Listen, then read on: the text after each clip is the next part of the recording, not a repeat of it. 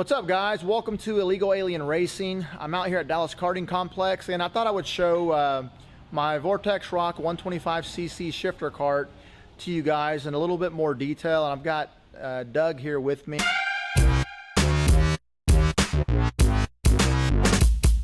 And we're just gonna go around the kart, pointing stuff out, trying to explain maybe what it is, what it's called, or what it does, just to give you guys an idea of what one of these karts looks like in a little bit more detail. All right, we'll go from front to back. So here's the nose piece of the kart, and it comes on and off of the kart, and it's held on by these clips right here that go on the bumper, and these are pretty simple. They just come off. There's two of them. There's one on the other side over here, right there, and they just come on and off, and that's how you take the bumper on and off. This is what keeps the bumper on the kart. This right here is called a heel bar, and it's adjustable.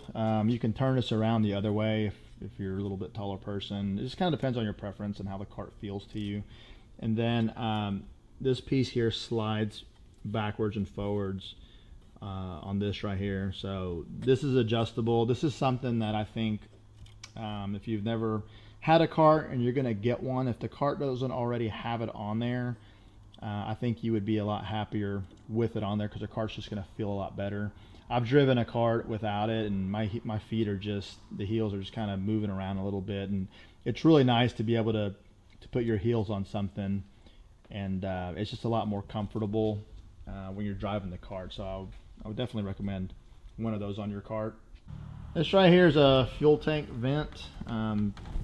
Rarely is fuel going to travel this way and end up here, but it's on there, and that's what it is.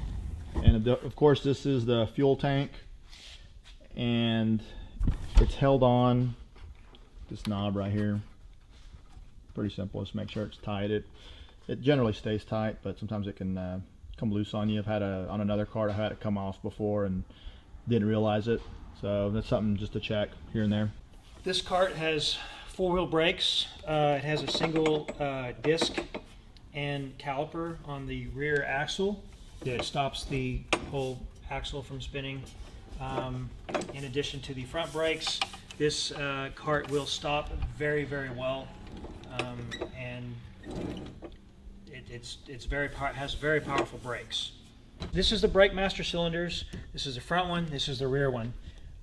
This is called brake bias, and you can actually adjust more rear brake or more front brake.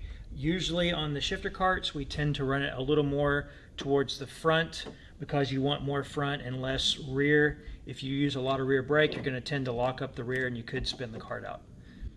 And it's adjusted with this little knob right here. Yep, turning in and out. You can feel it when you turn it. You can feel it. It's got defense. Yeah, click and stop. You can see the brake pads in here. So this kart having front brakes as well gives it a lot of stopping power.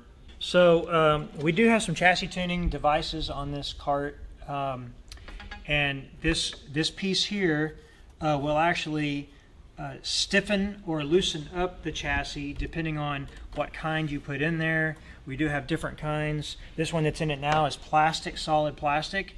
Here is also a solid plastic one, but it has been milled down in the middle, so it's a little freer. It moves a little more. It has a little more give to it.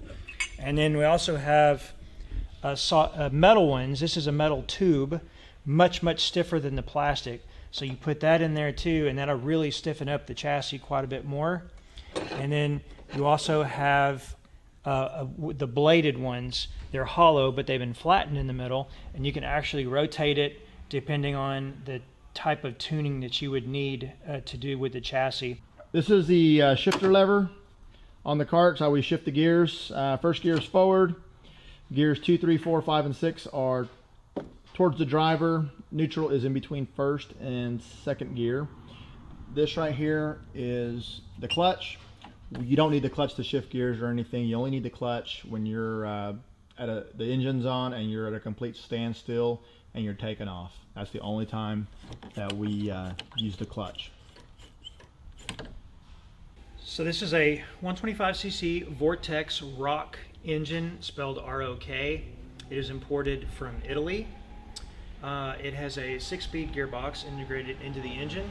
It has a dry clutch, which is different from a lot of the shifter engines we used in the past, as they were oil-filled, oil bath. It has the carburetor, a Delordo carburetor mounted on the front of the engine, which is also different from the 125cc shifter engines we've used in the past. The ignition is right here, spark plug wire, and the fuel pump is down here mounted on the bottom, and it runs off a pulse line from the engine, and then the fuel runs through it, obviously, to the carburetor.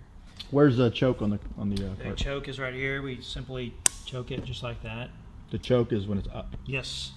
Have an air box on the front to cut down on the noise some. Spark plug on top. It is a water-cooled engine, so it has radiator hoses going in and out. It has an exhaust pipe coming out of the rear. This is called, on a 2-stroke, an expansion chamber. It is designed to make the engine have more power the way it's designed. And then it comes into a U-pipe into the muffler or silencer. These are very efficient designs too. They make lots of power, between 40 and 45 horsepower. So why does it have the redirect? This is an exhaust deflector, so it won't melt the plastic on the bumper. And I went ahead and took the wheels off so you guys could see what the hubs look like when the you always see the carts with the tires on there, the wheels on there rather. So I took the wheels off just so you guys can get a look at what it looks like. All right, so here's the radiator, and the reason that I have tape on it, more tape you have on there, it will heat the water up more because you have less airflow going into it, and the less tape you have, it'll cool it off more. So what determines that is the air temperature outside. If it's colder, you're going to have more tape on there. If it's a hot day, you'll have less. So we have a external mounted water pump on this engine because the engine itself does not have a water pump on board, and it runs off the rear axle. It has basically what amounts to rubber bands around the axle and runs the water pump. So when the cart is moving, it actually pumps water through the radiator and through the engine. So we also put extra rubber bands back there in case one of these break. You don't have to take the axle out to put another one on there. So they go ahead and put extras on there just in case. These right here are called cassettes, and the bearings are inside of them. There's one here as well. These are seat struts, and these break pretty often, so you gotta kind of check them to make sure they're not cracked or broken completely.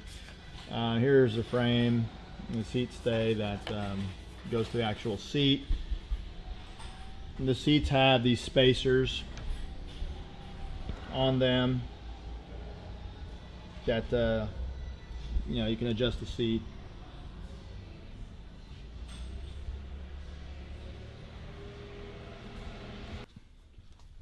So here's the rear bumper, and you can see that they seem to be loose, which they are, and the reason for that, it's kind of like a fine tuner for the rear end of the cart. Let's say if you want to tighten the rear end out, you can bring the wheels in. It'll make the cart tighter. You just loosen that right there.